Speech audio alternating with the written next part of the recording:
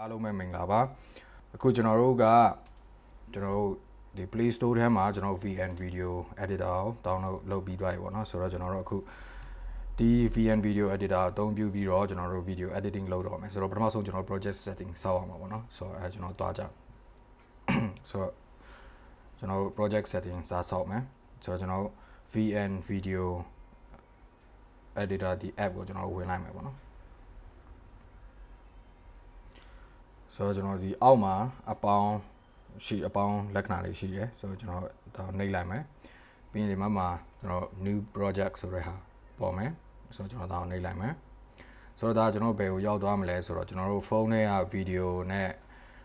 photo video gallery ထဲကိုရောက်သွားမှာပေါ့နော်ဆိုတော့ကျွန်တော်တို့အဲ့ထဲမှာကျွန်တော်တို့ editing လုပ်ဖို့ပြင်ဆင်ထားတဲ့ video တော့မဟုတ်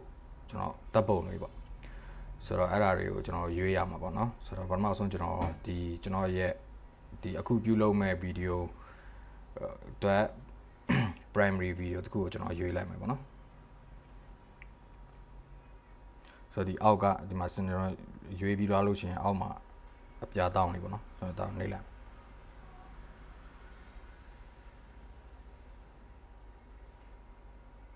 โอเคဆိုတော့ကျွန်တော်မှာပေါ်ပြီဆိုတော့ဒီမှာကျွန်တော်ဒီလိုပေါ်လာလိမ့်မယ်ပထမဆုံးကျွန်တော်တို့ဒီမြင်ရတဲ့ဟာပေါ့နော်ကျွန်တော်ဒီလိုပေါ်လာမယ်ဆိုတော့အဲ့ဒါကိုဒီအလဲကဟာကျွန်တော်တို့ဒါကိုကျွန်တော်တို့ playback လို့လဲခေါ်မယ်ဒီကျွန်တော်မြင်နေရတဲ့ဟာပေါ့နော်ကျွန်တော် edit လုပ်တဲ့ဟာတွေကိုမြင်ရတဲ့ဟာ playback တော့မဟုတ်ကျွန်တော်တို့ preview ပေါ့နော်ကျွန်တော်အဲ့ဒါလေးအလဲကဟာကိုကျွန်တော်အဲ့ဒါခေါ်မယ်ပြီးရင်နောက်တစ်ခုကကြတော့ကျွန်တော်ဒီအပေါ်ကဟာကြတော့ကျွန်တော်ပြုလုပ်မဲ့ video ရဲ့ format ပေါ့နော်ဒီ format ကိုကျွန်တော်ဘယ်လိုရွေးမလဲဆိုတဲ့ဟာကိုကျွန်တော်ရွေးရမှာဟုတ်တယ်ဆိုတော့ကျွန်တော်ဒါကိုနှိပ်ကြည့်လိုက်မယ်နော်ဆိုတော့နှိပ်ကြည့်လိုက်လို့ရှိရင်ကျွန်တော်ဒီပထမဆုံးတွေ့ရတဲ့ဟာကျွန်တော် original ပေါ့နော်ဆိုတော့ original ဆိုတာကကျွန်တော်တို့ရိုက်ထားတဲ့အတိုင်းကျွန်တော်တို့ဒီ output ကိုထုတ်မယ်ပေါ့နော်ကျွန်တော်အဲ့ဒါကိုပြောတာဟုတ်တယ်နောက်တစ်ခုကကျွန်တော်ဒီ16:9ပေါ့နော်ဆိုတော့16:9ဆိုတာကြတော့အခုကျွန်တော်တို့ရုပ်ရှင်တွေဒီ video တွေပါတွေ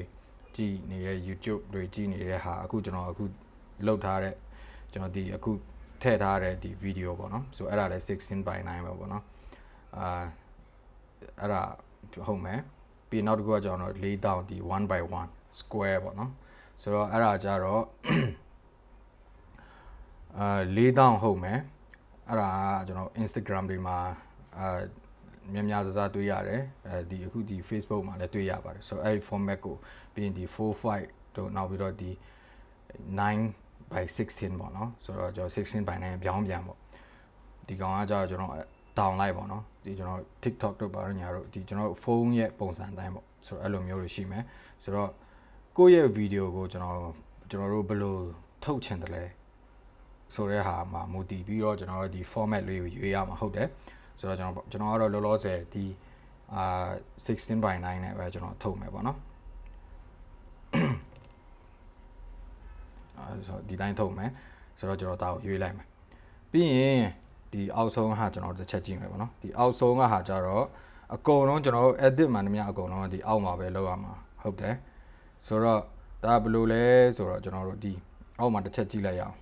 ကျွန်တော်ဒီလိုလေးရွှေ့လို့ရတယ်ပေါ့နော်ဆိုတော့အခုဒါကကျွန်တော် video clip တစ်ခုကိုပဲထည့်ထားတာဟုတ်တယ်ဆိုတော့ဒီ video clip တစ်ခုကကျွန်တော်တို့ဒီလိုကျွန်တော်ချဲ့ထားရပေါ့နော်ဒီချဲ့ထား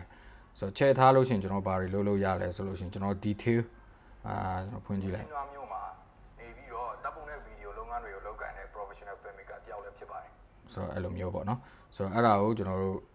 အသေးစိတ်ကျွန်တော်လိုအပ်တဲ့နေရာမှာဖြတ်လို့ရမယ်ပေါ့နော်ဆိုတော့အဲ့ဒီအသေးစိတ်ကိုလိုချင်တဲ့တော့ကျွန်တော်ချဲ့လိုက်တာဟုတ်တယ်ဆိုတော့အကေကျွန်တော်တို့ video မှာကျွန်တော်တို့ video clip ပေါင်းများစွာထည့်ထားချင်တယ်ကျွန်တော်အဲ့ timeline လေးတွေကိုကျွန်တော်လုပ်ချင်တယ်ဆိုလို့ရှိရင်တော့ဒီတစ်ခုပြီးတစ်ခုအားလုံးကိုထည့်ထားတဲ့ video clip တွေအကုန်လုံးမြင်ချင်တယ်ဆိုရင်တော့ကျွန်တော်ဒီဟာကိုခြုံလိုက်လို့ရတယ်ပေါ့နော်ဆိုတော့ကျွန်တော်ဒီလိုလေးခြုံလိုက်မယ်ပေါ့ဆိုတော့ဒီလိုလေးခြုံလိုက်မယ်ပေါ့နော်ဒီvideo clip တစ်ခုဒါ video နောက်ထပ်ထည့်မဲ့ video clip တွေပေါ့နော်ဆိုတော့အဲ့လိုမျိုးဆိုခြုံလို့ရတယ်ဒါမှမဟုတ်ကျွန်တော်နောက်ပြီးတော့ဒါမှမဟုတ်ကျွန်တော်ဒီတစ်ခုကိုပဲကိုရီးယားအသေးစိတ် ပြန်ဖြတ်တောက်မယ်ဆိုလို့ရှိရင်ခဏမှကျွန်တော်ပြောလိုမျိုးသားကိုကျွန်တော်တို့ဆွဲချဲလိုက်မယ်ပြီးရင်ကိုလိုတဲ့ညမှာဖြတ်တောက်လိုက်မယ်ပေါ့နော်ဆိုတော့ဘယ်လိုဖြတ်တောက်ရမလဲဘယ်လိုတွေလုပ်ရမလဲဆိုတော့ကျွန်တော်အခုခဏနေကြရင်ပြောပြမှာပေါ့နော်ဆိုတော့ကျွန်တော်ဒီအောက်မှာမြင်နေရကျွန်တော် edit မှန်တယ်များ editing လုပ်တဲ့လုပ် editing လုပ်မဲ့ဟာမှန်တယ်များအကုန်လုံးကျွန်တော်ဒီအောက်မှာရှိတယ်ပေါ့နော်ဆိုတော့ဘာမှမဆုံးကြည့်အောင်ဒီအခုကျွန်တော် video clip ထည့်ထားတဲ့ဟာကကြတော့ဒီကျွန်တော်တို့ main video clip တွေကိုထည့်ရမယ် timelines ပေါ့နော် video timeline ဟုတ်တယ်နောက်တစ်ခုဒီတစ်ခုကိုကြည့်မယ်ဒီတစ်ခုကကြတော့ကျွန်တော်တို့ sorry ဒီအပေါ်ကဟာပေါ့နော်အပေါ်ကဟာဒီတပ်ပုံလိုပါလို့လဲဟာပေါ့နော်ဆိုတော့အဲ့ဒီတစ်ခုကကြတော့ကျွန်တော်တို့ဒီ B-roll တွေပါတယ်ထဲမှာပေါ့တပ်ပုံတို့ video တို့ B-roll တွေပါတယ်ထည့်လို့ရတယ်ဆိုတော့အဲ့မှာထပ်ထည့်ချင်တယ်ဆိုလို့ကျွန်တော်အပေါ်မှာထပ်ပြီးတော့ထည့်ချင်တယ်ဆိုလို့ရှင်ကျွန်တော်အဲ့မှာထည့်လို့ရပါပေါ့နော် overlay လို့လဲခေါ်မှာပေါ့ဆိုတော့အပေါ်မှာဒီဥမာကျွန်တော်ဒီစကားပြောနေတဲ့ပေါ်မှာမှကျွန်တော်တခုခုပြချင်တယ်ပေါ့နော်ဆိုတော့အဲ့မျိုးဆိုလို့ရှင်တပ်ပုံတွေပါတယ်ပြချင်တယ်ဆိုလို့ရှင်ကျွန်တော်အဲ့ overlay ပုံစံမျိုးနဲ့အပေါ်မှာထည့်လို့ရတယ်တပ်ပုံဖြစ် video ဖြစ်ထည့်လို့ရတယ်ဆိုတော့နောက်တစ်ခုကကြတော့ကျွန်တော်အဲ့မှာ tap to add subtitle ဆိုတဲ့ဟာလေးတွေ့မယ်ပေါ့နော်အဲ့ဒါကျွန်တော်စာတွေထည့်မယ်စာတွေရေးမယ်ဆိုတော့အဲ့ဒါတွေအကုန်လုံးအဲ့ဒီမှာလုပ်တယ်ပေါ့နော်ဆိုတော့နောက်တစ်ခုကကြတော့ကျွန်တော်တို့ဒီ tap to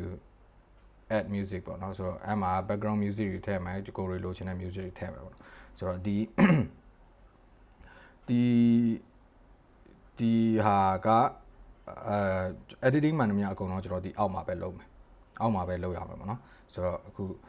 နောက်ပြီးတော့ဒီအောက်ကဟာတွေကကြတော့ကျွန်တော်တို့အခုတစ်ခုချင်းစီကျွန်တော်ပြန်ပြောပြမှာပေါ့နော်ဆိုတော့နောက်လာမယ့်ဗီဒီယိုတွေမှာပြန်ပြောပြမယ်လောလောဆယ်အခုကျွန်တော်တို့ဒီဗီဒီယို clip ကတော့ကြတော့ကျွန်တော် VN video editor ကိုသုံးပြီးတော့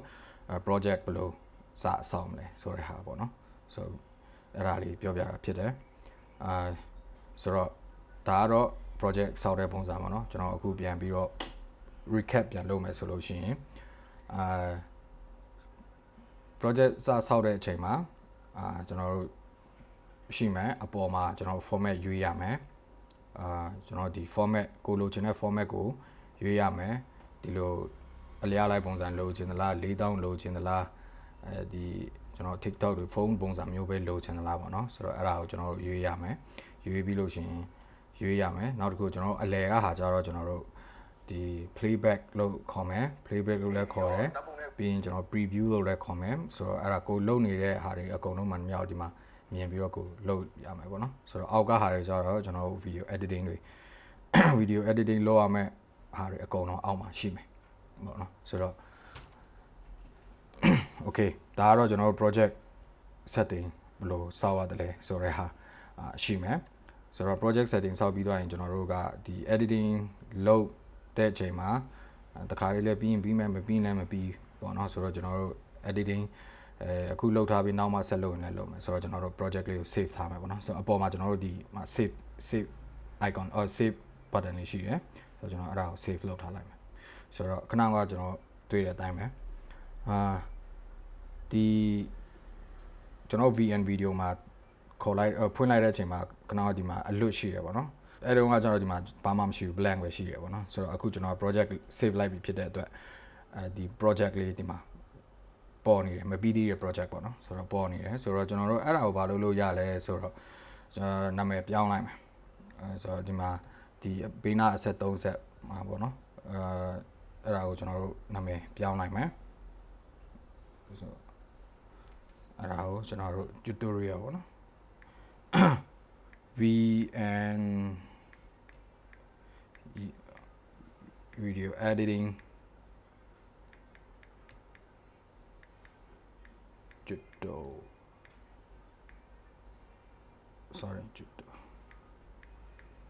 tutorial ပေါ့နော်ဆိုတော့ကျွန်တော်အဲ့ဒါလေးကို